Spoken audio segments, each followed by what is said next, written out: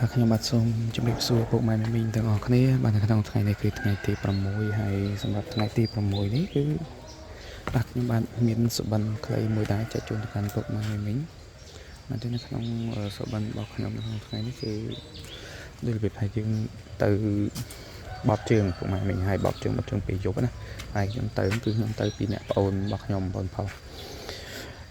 យើងទៅបបជើងហ្នឹងដូចជាមានអារម្មណ៍ថានៅដីច្រាំងដីអីទេប៉ុន្តែដល់ពេលយើងកាប់ដីប្អូនខ្ញុំបានបត់ជើងហើយខ្ញុំតបានទេស្អាម្ចាស់គេបើកទ្វារមក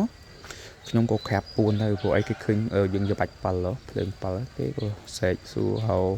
មានគេថាមានមនុស្សមានអីណានៅចឹងទៅប៉ុន្តែខ្ញុំខំផាំងក្រាបពួនទៅគេមើលអត់ឃើញទេពុកម៉ែមីងណាហ្នឹងហើយមើលអត់ឃើញទេខ្ញុំក្រាបហើយប្អូនខ្ញុំគេអង្គុយធម្មតាបងគាត់ថាអង្គុយបាំងណាបាទហ្នឹងហើយគេស្រែកគឺស្រែកពីលើផ្ទះគេមកមនុស្សស្រីណាបាទហ្នឹងហើយអញ្ចឹងសបនខ្លីរបស់ខ្ញុំគឺមានប៉ុណ្ណឹងចែកជូនកាន់ពុកម៉ែមីងបាទជូនពរពុកម៉ែមីងសូមឲ្យហេងទាំងអស់គ្នា